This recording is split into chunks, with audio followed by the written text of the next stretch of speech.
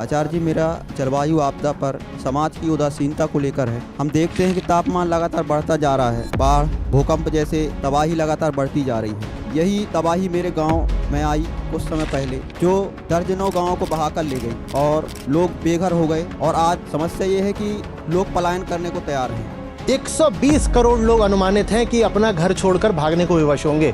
मैं आपसे यहाँ पर एक भी बात ऐसे नहीं बोलने जा रहा हूँ जो काल्पनिक है। मैं आपसे वही सारी बातें बोल रहा हूँ जो यूएन और आईपीसीसी की रिपोर्ट्स में रोज सामने आ रही हैं। बस उन रिपोर्ट्स को हम पढ़ते नहीं हैं। आप और मैं, हम जितना एमिशन करते हैं, हम 2700 साल में उतना नहीं कर पाएंगे जितना एक अमीर आदमी के सिर्फ 2 जेट एक साल में कर देते हैं। और अभी हम उस अमीर आदमी के पूरे फुटप्रिंट की बात नहीं कर रहे हैं, हम उसके सिर्फ 2 जेट्स की बात कर रहे हैं। ये 800 करोड़ ये मीडियोकर एवरेज लोग, these commoners, they belong to an inferior species. वो अपने आप को एक अलग प्रजाति ही मानते हैं। वो कहते हैं हम रहेंगे, हम बचे रहेंगे, और जब पृथ्वी पूरी आग लग जाएगी तो हम अपने रॉकेट पर बैठकर किसी और ग्रह में चले जाएंगे। जहां कहीं भी आपके पास मौका हो, वहां सबसे पहले बात क्लाइमेट की ही करें। दुनिया के किसी भी मुद्दे से ज्यादा क्लाइमेट की बात जरूरी है। जो भी बातें आपको जरूरी लगती होंगी उनसे 100 गुना ज्यादा जरूरी है ये क्लाइमेट की बात, क्योंकि हमारी वो आखिरी पीढ़ी हो सकती है जो इस बारे में कुछ कर सकती थी। ये एक बहुत बड़ी साजिश है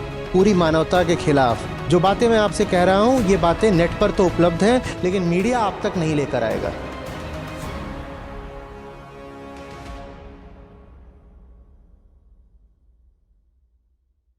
नमस्ते आचार्य जी, मेरा नाम बलराम है। मैं कटनी जिला के मध्य प्रदेश से हूँ। आचार्य जी, मेरा जलवायु आपदा पर समाज की उदासीनता को लेकर है।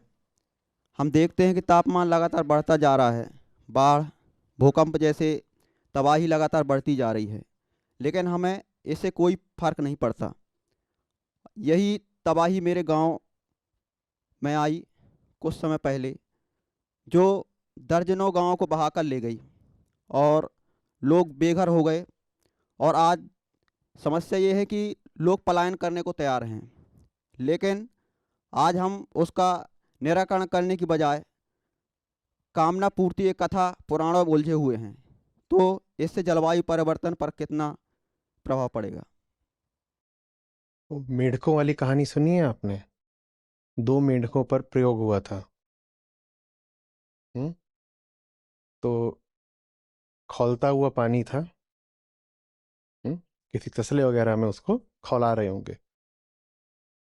तो उसमें एक मेढक को डाला। मेढक ने कहा ये क्या चल रहा है? वो जल्दी से बाहर कूद गया। मेढक को कितना समय लगेगा पानी से बाहर कूदने में? घुसा और फट से बाहर कूद गया। इतना ये खौलता पानी। पागल हो गए हो क्या? बच गया। बच गया क्योंकि बाहर वो जिस तापमान में पहले था और फिर भीतर पानी के जिस तापमान का उसको अनुभव हुआ, उनमें यकायक बहुत ज्यादा अंतर आ गया, है ना? तो उसको पता चल गया ये तो भारी अंतर है। अंतर अचानक से आया तो उसको अनुभव में आया, वो नोटिस कर पाया। फिर एक दूसरा मेढक लिया गया, उसको पानी में डाला गया, पानी सामान्य तापमान पर। फिर तापमान थोड़ा बढ़ाया गया तो मेढक जो है बाहर नहीं आया। इसको कहते हैं अनुकूलन, कंडीशनिंग। पानी गर्म हुआ पर मेढक की जो व्यवस्था थी वो उसी गर्म तापमान के अनुसार ढल गई, उसके अनुकूल हो गई, तो वो बर्दाश्त कर ले गया। फिर तापमान थोड़ा और बढ़ाया गया, पर अभी भी मेढक ने तुलना पिछले तापमान से करी। वो बोला थोड़ा ही तो बढ़ा है। जैसे आप कदम दर कदम सीढ़ी चढ़ रहे हो और हर कदम पर आपको यही दिखाई देता हो कि पिछले कदम से थोड़ा सा ही तो ऊपर आए हैं। थोड़ा और तापमान बढ़ाया गया, थोड़ा और बढ़ाया गया, थोड़ा और बढ़ाया गया, मेढक बाहर ही नहीं आया, क्योंकि अचानक से नहीं बढ़ा तापमान। वो उबल कर मर गया उसमें। वो उसमें उबल कर मर गया। अब मुझे नहीं मालूम ये प्रयोग वास्तव में हुआ है कि नहीं हुआ है, लेकिन कहानी सुनने में बोधपूर्ण भी है और रोचक भी है। बात समझ में आ रही है? वो मेढक कौन है? हम किसी मेढक की नहीं बात कर रहे हैं, वो मेढक हम हैं। अचानक से अगर औसत तापमान 3 डिग्री 5 डिग्री बढ़ जाए तो हम सब चिल्ला पड़ेंगे और सदमे में आ जाएंगे और कहेंगे ये कुछ बहुत गलत हुआ है, जल्दी से इसे रोको। पर वही प्रक्रिया अगर दशकों से चल रही हो तो हम उसको नोटिस नहीं कर पाते हैं, हमें पता नहीं चलता है कि ऐसा हुआ।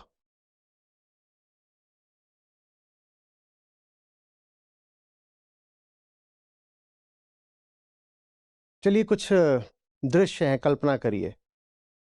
और ये बहुत आगे के नहीं है, मैं बस 10-20 साल आगे की बात कर रहा हूं। अभी गर्मियां आ रही हैं, सड़कों का जो डामर है, ये जो एसफॉल्ट, ये पिघला हुआ है। सड़कों पर डामर पिघल चुकी है और जो गरीब लोग ज्यादा बाहर का ही काम करते हैं, आउटडोर्स, वो चल भी रहे हैं तो उनकी चप्पलें डामर में चिपक रही हैं। पक्षी उड़ रहे हैं और उड़ते उड़ते आसमान से अचानक गिर जाते हैं, जस्ट ड्रॉपिंग डेड।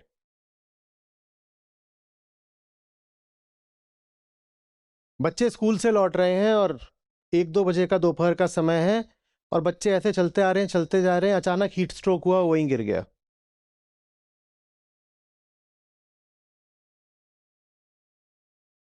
ये सब बातें होने वाली हैं।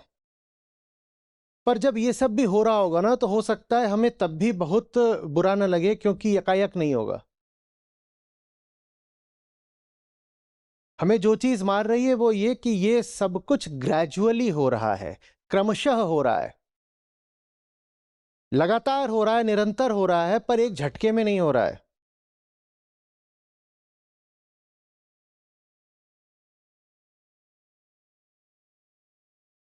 एक कोविड आया एक झटके में तो पूरी दुनिया को हिला गया ना। और जिस जलवायु परिवर्तन की आप बात कर रहे थे, कहाँ गए प्रश्नकर्ता? हाँ, जिसकी आप बात कर रहे थे, वो न जाने कितने आदिम वायरसेस को रिलीज करने वाला है, 2-3 वजहों से। पहला, ये जो आइस शीट्स हैं, इनके नीचे न जाने कितने वायरस लाखों साल से सोए पड़े हैं। वायरस ऐसी चीज होती है जिसको आप लगभग एक केमिकल मान सकते हैं। केमिकल कभी मरता नहीं ना, तो वायरस भी कुछ कुछ केमिकल जैसा होता है। वो बर्फ के नीचे लाखों करोड़ों साल तक डॉर्मेंट पड़ा रहेगा और जलवायु परिवर्तन से वो बर्फ अब रही है पिघल। वो बर्फ पिघल रही है और जहां बर्फ थी अब वहां पर पड़ेगी सूरज की रोशनी। एक चीज थी जो बर्फ से ढकी हुई थी, बर्फ तो पिघल ही गई और अब सीधे उस पर क्या पड़ रही है? सूरज की रोशनी। ये सब पुराने जो वायरस हैं ये वापस आने वाले हैं। इन्हें कहते हैं जूनोटिक पेंडेमिक्स। और होने वाला है। आप जंगल काट रहे हो, जो जो कोविड का भी जो वायरस था वो जंगल से ही आया था ना। आप जंगल काट रहे हो तो जंगल के बहुत सारे पशु पक्षी जीव जानवर, ये सब अब कहाँ जाएंगे? किसके संपर्क में आएंगे? किसके संपर्क में आएंगे? इंसानों के संपर्क में आएंगे, क्योंकि आपने उनका घर तो जला दिया, काट दिया, या आपने काम ऐसे कर दिया कि उनके घरों में आग लग गई, वाइल्ड फायर्स। तो आपके संपर्क में आएंगे और उनके पास ऐसे वायरस हैं जिनसे आप पहले कभी संपर्क में नहीं आए हो। तो आपके पास कोई नेचुरल इम्यूनिटी है नहीं उन वायरस वगैरह के खिलाफ, वायरस भी बैक्टीरिया भी, आपके पास कोई नेचुरल इम्यूनिटी नहीं है।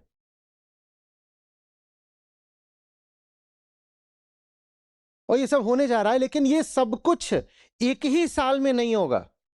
कुछ इस साल होगा, कुछ अगले साल होगा, कुछ उसके अगले साल होगा। मेढक का तापमान धीरे धीरे बढ़ाया जाएगा, धीरे धीरे बढ़ाया जाएगा। आज हीट स्ट्रोक मोहल्ले में उस घर में हुआ है, कल उस घर में हुआ है, परसों उस घर में हुआ है। ऐसा नहीं होगा कि एक दिन एक ही घर के 5 लोगों को एक साथ हीट स्ट्रोक हो गया, ऐसा नहीं होगा।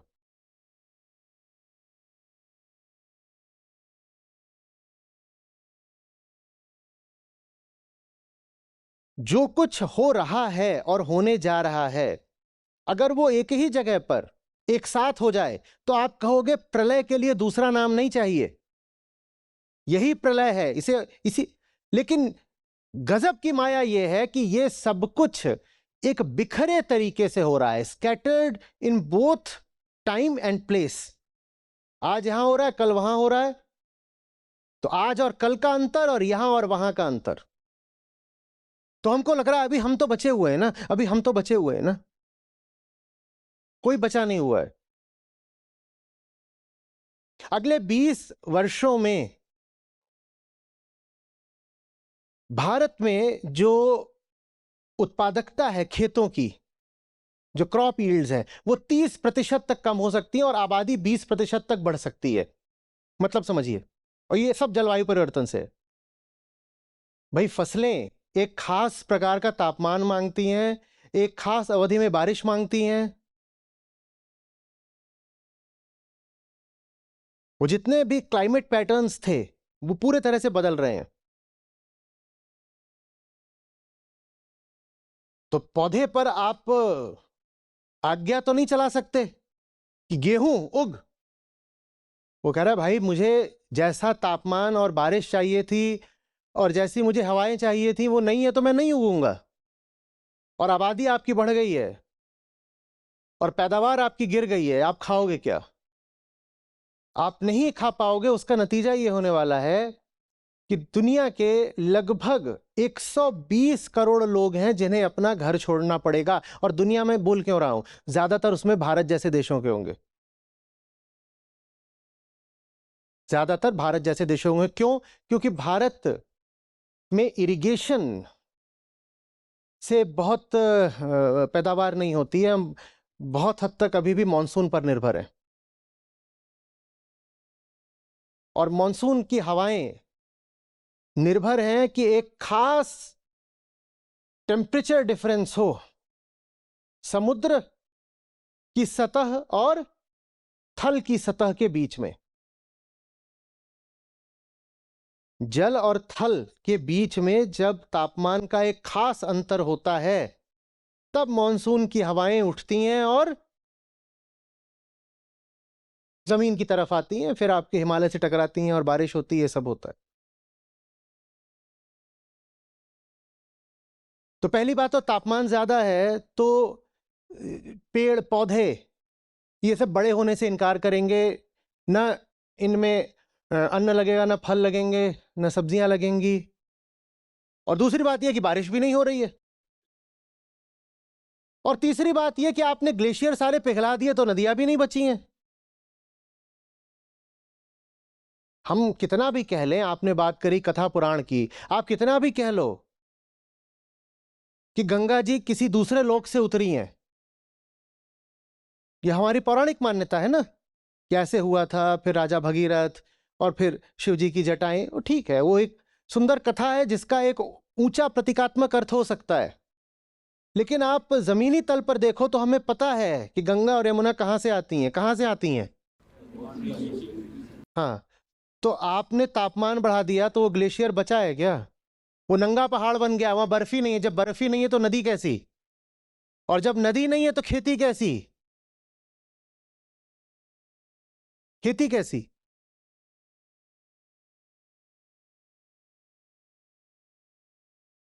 और एक झटके में नहीं हो जाएगा ये सब कुछ, ये साल दर साल लगातार हो रहा है।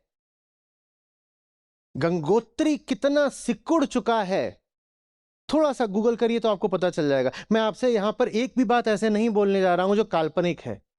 मैं आपसे वही सारी बातें बोल रहा हूं जो यूएन और आईपीसीसी की रिपोर्ट्स में रोज सामने आ रही हैं, बस उन रिपोर्ट्स को हम पढ़ते नहीं हैं।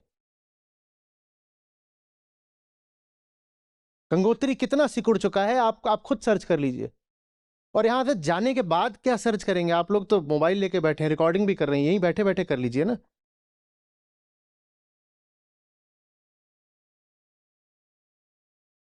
लड़ाइयां इसलिए नहीं होने वाली हैं कि ऑयल चाहिए, पेट्रो डॉलर्स चाहिए, जमीन चाहिए। लड़ाइयां होने वाली हैं पानी के लिए। जब नदी नहीं है तो पानी के लिए तो लड़ मरेंगे ना। और क्या करेंगे? विश्व युद्ध अगला पानी के लिए होगा। और इसलिए होगा क्योंकि ये जो बड़ी बड़ी विस्थापित जनसंख्याएं हैं, ये खड़ी हो जाएंगी कि हमें कहीं और जाना है। भाई पुरानी सारी सभ्यताएं हमें पता है नदियों के किनारों पर पनपी, क्यों? क्योंकि पानी था। हम कहते ना सिंधु घाटी सभ्यता, क्यों? इजिप्ट में क्यों हुआ? वहां कौन सी नदी थी? फिर इधर गंगा नदी थी। चीन में भी नदी किनारे ही लोग, अब वो नदी नहीं तो लोग वहां से हटेंगे। इंसान को पानी चाहिए, रहमन पानी रखिए, बिन पानी सब सून। और कहां जाएंगे वो? फिर राष्ट्रीय सीमाओं पर रुक नहीं जाएंगे, वो कहेंगे जहां कहीं भी बस जीने को मिल रहा हो हमें जाने दो।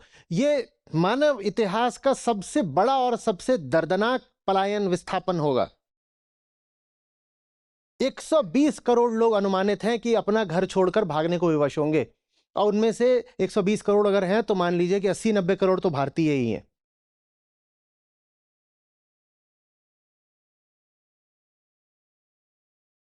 पर ये सब कुछ एक दिन में नहीं होगा, और एक दिन में नहीं होगा तो हमारे कान पे जू नहीं रेंगेगी।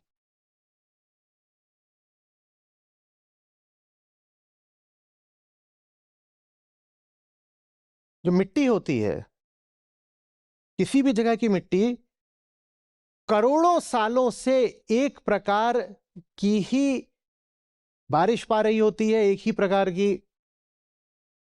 जो कैंसर की प्रेवलेंस है वो 5 से 10 गुना बढ़ने वाली है।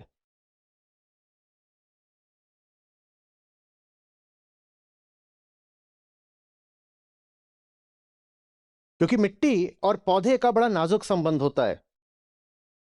मिट्टी में बहुत प्रकार के तत्व होते हैं, पर अगर सही स्थितियां हैं तो उनमें से जो विषैले तत्व हैं वो पौधे में प्रवेश नहीं करते। कोई तत्व अपने आप में विषैला नहीं होता, विषैला माने हमारे लिए विषैला, जैसे आर्सेनिक, वो अपने आप नहीं। आप सर्च करिएगा arsenic cancer and climate change. आप जो साधारण खाना खा रहे होगे ना, वही आपको कैंसर दे रहा होगा। कैंसर के मामले 5 से 10 गुना बढ़ने वाले हैं। और इसकी बात मैं ज्यादा आप लोगों से इसलिए किया करता हूं क्योंकि ये जो महाप्रलय आ चुकी है वो सबसे अधिक हमारे ऊपर ही टूटनी है। हालांकि उसके जो जिम्मेदार लोग हैं वो हम नहीं हैं। औसत भारतीय का जो कार्बन फुटप्रिंट है वो बहुत छोटा है, और जिसका कार्बन फुटप्रिंट माने आप कितना कार्बन उत्सर्जित करते हो, और जिसका कार्बन फुटप्रिंट जितना छोटा होता है ना, क्लाइमेट चेंज की मार उस पर उतनी भयानक पड़ती है। गजब नाइंसाफी है। और जिसका क्लाइमेट फुटप्रिंट जितना बड़ा होता है वो क्लाइमेट की मार से बच जाता है, क्योंकि उसका फुटप्रिंट बड़ा इसीलिए है क्योंकि उसके पास पैसा है। अभी गीता कम्युनिटी पर ही किसी ने डाला था, मुझे नहीं मालूम कि वो सही गणनाओं से आ रहा है कि नहीं आ रहा है, कि एलॉन मस्क के जो 2 जेट हैं वो एक साल में जितना कार्बन उत्सर्जित कर देते हैं उतना औसत भारतीय 2700 सालों में भी नहीं कर पाएगा। आप और मैं, हम जितना एमिशन करते हैं हम 2700 साल में उतना नहीं कर पाएंगे जितना एक अमीर आदमी के सिर्फ 2 जेट एक साल में कर देते हैं। और अभी हम उस अमीर आदमी के पूरे फुटप्रिंट की बात नहीं कर रहे हैं, हम उसके सिर्फ 2 जेट्स की बात कर रहे हैं। और ये बात सिर्फ किसी एक अमीर आदमी की नहीं है, इन सबकी है। करतूत इनकी है, भुगतने हम वाले हैं।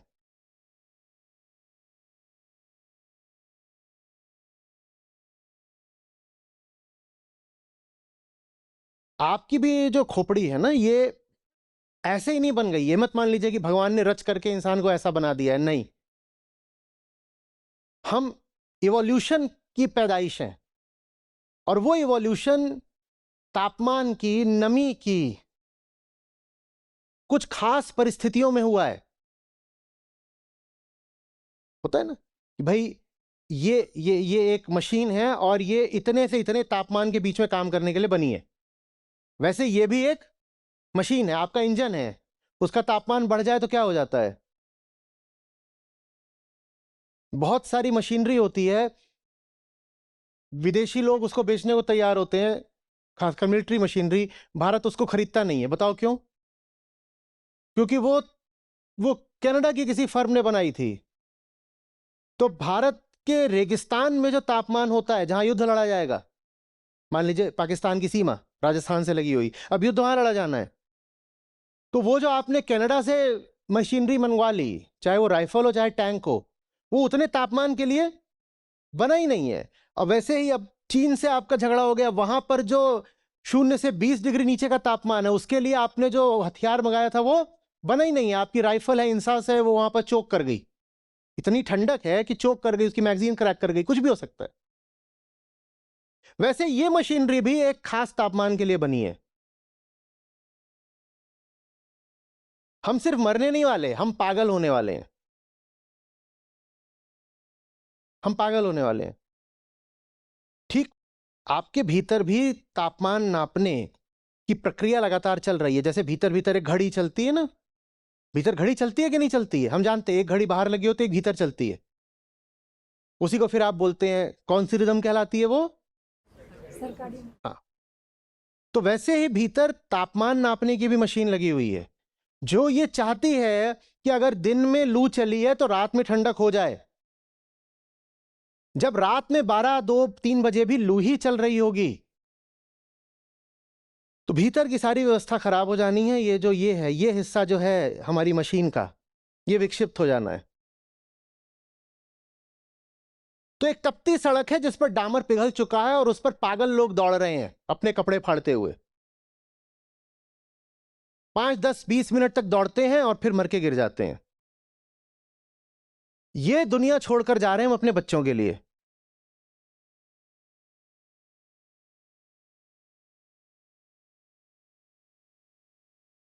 कैसा लग रहा है सुनने में? मैं क्लाइमेट फीडबैक लूप्स की आप लोगों से कई बार बात कर चुका हूं। पिछली बार जब बात करी थी कितने लोग मौजूद थे? और फीडबैक लूप्स सक्रिय हो चुके हैं, उनको रोका नहीं जा सकता। हां, उनके आगे बढ़ने की गति शायद हम कुछ उस पर अंकुश लगा सकते हैं, पर वो सक्रिय हो चुके हैं। जंगल का कटना ही जंगल के और ज्यादा जलने का कारण बन जाता है। ये एक फीडबैक लूप है। एक प्रजाति का मिटना दूसरी प्रजाति के मिटने का कारण बन जाता है। ये भी एक फीडबैक लूप है।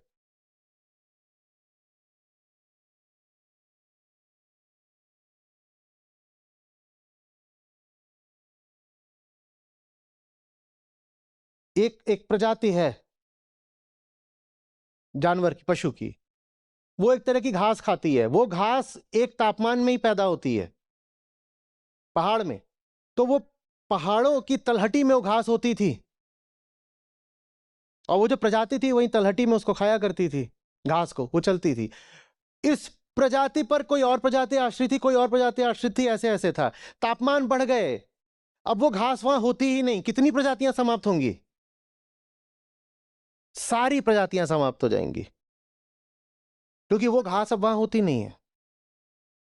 इतना ही नहीं है, वो घास जितनी भी है या थी वो सूखेगी अब। और जब सूखेगी और तापमान बढ़ा हुआ है तो उसमें आग लगती है, और जब आग लगेगी तो जहां अभी कुछ हरा शेष भी है वो भी जल जाएगा। यह है फीडबैक साइकिल। हरापन हरेपन को बढ़ाता है, और वही हरापन जब सूख जाता है तो आग का कारण बन जाता है। हरी घास नहीं जलती ना, भूसा जलता है। कुछ आ रही बात समझ में? प्रकृति के जितने चक्र हैं वो सब, यहां तक कि जो, बाप रे बाप, जो पृथ्वी का मैग्नेटिज्म है वो तक क्लाइमेट चेंज से प्रभावित होने जा रहा है। ये प्रलय ही है। पृथ्वी का एक भी चक्र नहीं है जिसको स्वस्थ और साबुत छोड़ दिया जाएगा, और सब चक्र एक दूसरे पर आश्रित हैं।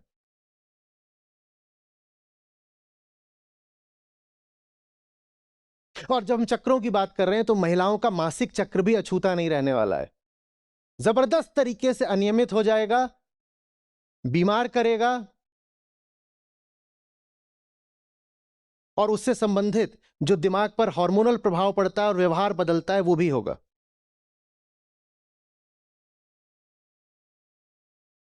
और ये सब किस लिए? वो इसलिए क्योंकि कुछ लोग हैं जो एमिशन कर रहे हैं, हमने उनको सर पे बैठा रखा है, हम उनको पूजते हैं, वो हमारे आदर्श हैं, और वो इस कदर हमारे आदर्श हैं कि हम कहते हैं कि हमें एक दिन उनके जैसा बनना है।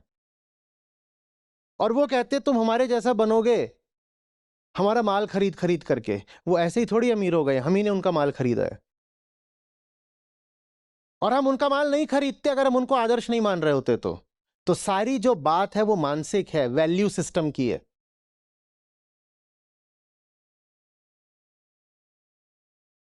दुनिया की 30-35 कंपनियां और दुनिया के शीर्ष 0.1 या 1% अमीर लोग जितना एमिशन करते हैं वो हटा दिया जाए तो समस्या बहुत हद तक काबू में आ सकती है। पर उन्हें नहीं हटाया जाएगा क्योंकि वो अमीर खुद नहीं बने, उन्हें अमीर हमने बनाया है। हमारी जेब का माल है जो उनकी दौलत बनता है। हम कहते हैं हाँ मुझे तुम्हारा माल चाहिए, दो। और क्यों कहते हैं? क्योंकि उन्होंने हमें सिखाया है ऐसा कहना। और चूंकि हमारे पास आध्यात्मिक शिक्षा नहीं है, हम खुद को नहीं जानते, हमारे पास अपना कोई वजूद नहीं है, तो हमें जिसने जो पट्टी पढ़ाई हमने मान लिया। और यही वो लोग हैं जो क्लाइमेट डिनाइलिज्म में सबसे आगे हैं। आप देखिएगा जो आदमी जितना ज्यादा अमीर होगा वो क्लाइमेट चेंज को उतना ज्यादा होक्स बोलेगा। होक्स समझते हो? झूठ, मिथ, प्रपंच, अफवाह। तो कहेंगे तो अफवाह, ऐसा कुछ होता नहीं है। पेरिस कन्वेंशन झूठ है, यूनाइटेड नेशंस झूठ है, आईपीसीसी झूठ है, दुनिया भर के वैज्ञानिक आंकड़े झूठ हैं।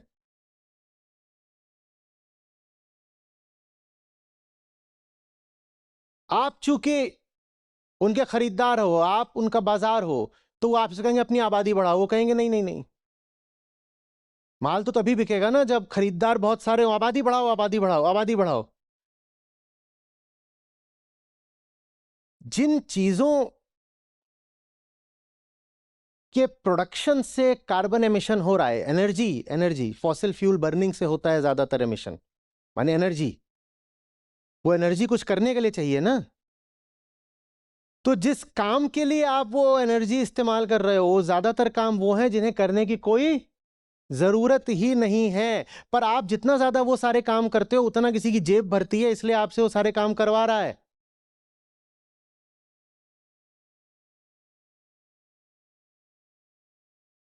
ज्यादातर लोग जो ज्यादातर काम कर रहे हैं उन कामों को करे जाने की कोई जरूरत नहीं है। वो सब काम बंद हो जाएं तो बिल्कुल एक नए तरीके की अर्थव्यवस्था खड़ी हो सकती है, एक नई दुनिया हो सकती है, एक नई जिंदगी हो सकती है।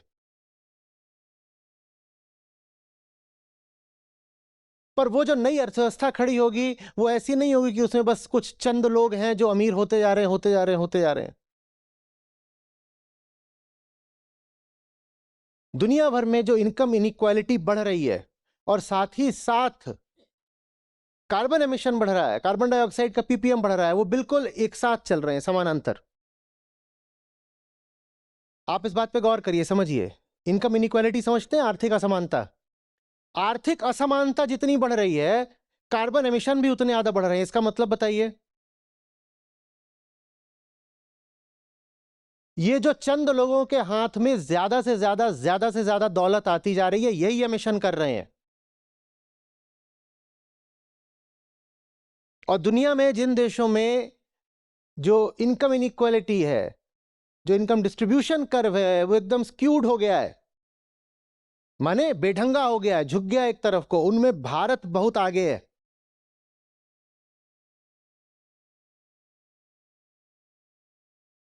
दुनिया के सबसे ज्यादा गरीब और कुपोषित लोग भी भारत में हैं। और एशिया के जिस शहर में सबसे ज्यादा बिलियनियर्स हैं वो भी भारत में है।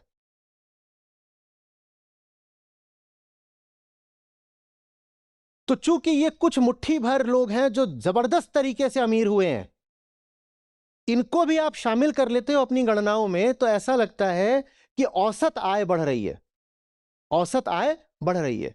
इन लोगों को हटा दो और आम आदमी की औसत आय देखो तो पता चलेगा कि हमारी हालत क्या है। दो तरीके की समस्याएं, एक तो जो आम आदमी है उसकी आय नहीं बढ़ रही है, उसकी गरीबी कोई दूर नहीं हो रही है, बढ़ भी रही है तो बड़ी साधारण गति से आय उसकी। एक तो ये, और दूसरा ये कि सारी दौलत और सारी ताकत जिन चंद हाथों में कंसंट्रेट हो रही है, वही लोग क्लाइमेट क्राइसिस के जिम्मेदार हैं। इसी को माया कहते हैं, जो आपको, आपके भविष्य को बर्बाद कर रहा है। आप उसी को पूज रहे हैं, आप उसी को कह रहे हैं काश मैं भी ऐसा हो पाता। कल को पक्षी ही, मैंने कहा, आसमान से उड़ते उड़ते अचानक से नहीं गिर जाएगा।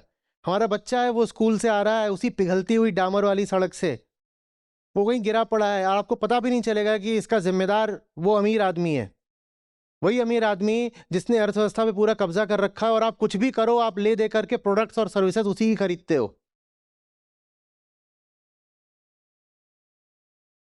कोई एफआईआर दर्ज नहीं होगी, कोई उंगली नहीं उठेगी, कोई आरोप नहीं लगेगा। और चूंकि हम बहुत धार्मिक देश है तो हम कह देंगे ये मेरे पिछले जन्म के बुरे कर्म थे इसलिए ऐसा हुआ। ये तुम्हारे पिछले जन्म के बुरे कर्म नहीं थे, ये तुम्हारी आज की बेहोशी थी।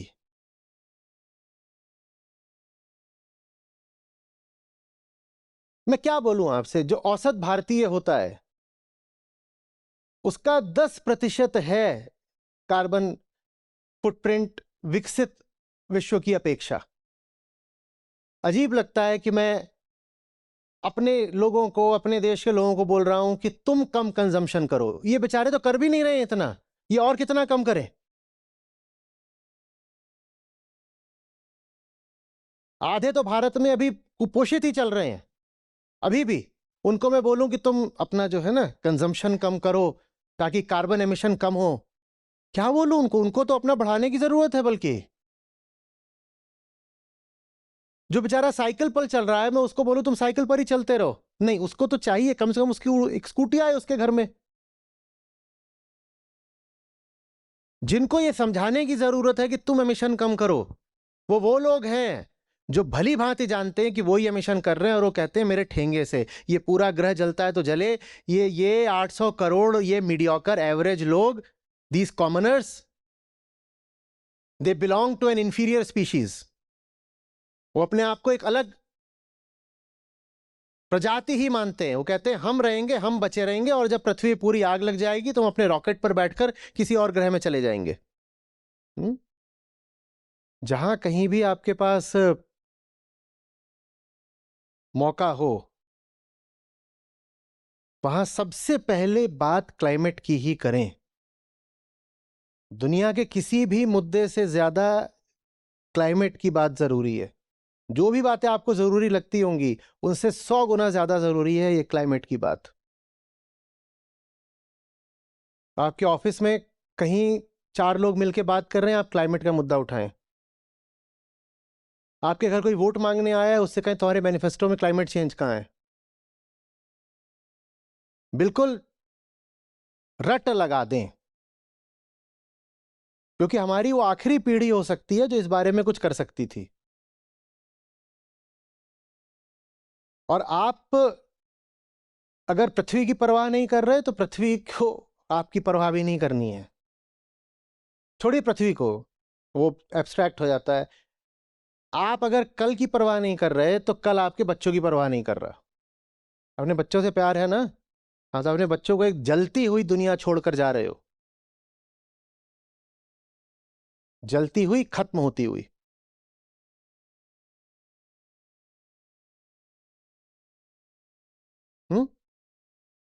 किसी से आप ऐसे ही बैठ करके चिटचैट भी कर रहे हैं, साधारण गॉसिप, मुद्दा यही उठाएं और इस पर खूब पढ़ें, खूब पढ़ें, खूब खुद खोज खोज कर पढ़ना इसलिए भी जरूरी है क्योंकि बहुत सारे देशों में, विशेषकर अमेरिका, ये कोशिश की जा रही है कि क्लाइमेट की आवाजों को दबाया जाए।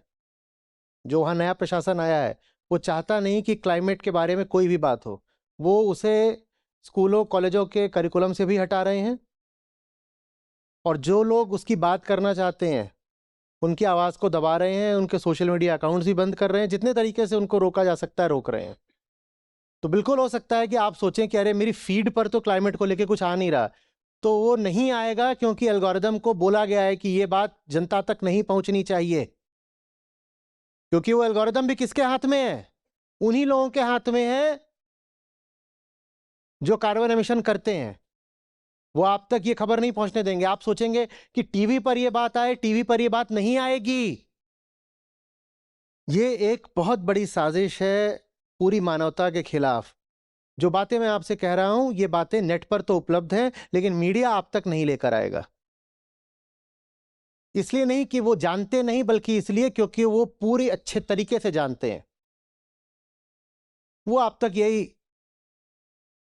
जितनी भी ये चिल्लर बातें होती है लेकर के आएंगे। आईपीएल देख लो, फलानी एक्ट्रेस फलाने के साथ पकड़ी गई, फलाने का ये हो गया, फलाने का बछड़ा कुएं में गिर गया, हिंदू ने मुसलमान को दौड़ा लिया। ये वो आपको इसमें उलझा कर रखेंगे ताकि जो अस्तित्वगत संकट है वो आपको पता ही नहीं लगे। आपको एक नशा दिया जा रहा है ताकि आप बस नशे की पिनक में ऐसे बेहोशी में ही मर जाओ, शांतिपूर्वक मर जाओ। नहीं तो आप विद्रोह कर दोगे, क्रांति कर दोगे ना। क्रांति कर दोगे तो उनके न्यस्त स्वार्थों पर चोट पड़ती है।